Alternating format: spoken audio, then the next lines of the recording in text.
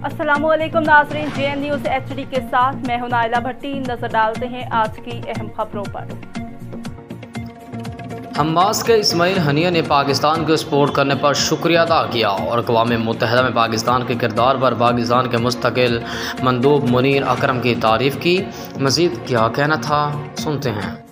मवाक़िफ़ुहा ख़ालिदा व शाहिदा अला मर्र अल-असूर, ला तनाज़ुल, ला इअ्तिराफ़, ला तत्बीअ मअ हाज़ा अल-इह्तिलाल। व इन्नी मिन खिलाल हाज़िहि अत-तज़ाहुर अद-ज़ख़्मा उवज्जिहु अत-तहिय्यत لمندوب دولة باكستان في الجمعية العامة للأمم المتحدة، الذي تصدى مثل غيره من مندوبي الدول العربية والإسلامية والصديقة للرواية الصهيونية الكاذبة التي أراد مندوب الاحتلال أن يمررها، ولكن فشل وخسئ.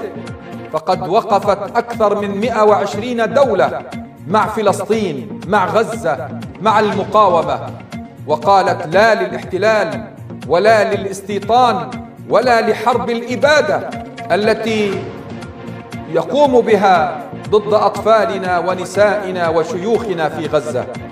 تحية لكم، تقديرا لكم، اعتزازا لكم.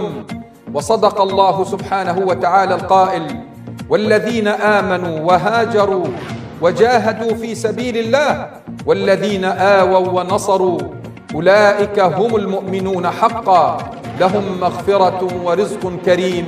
والسلام عليكم ورحمة الله وبركاته.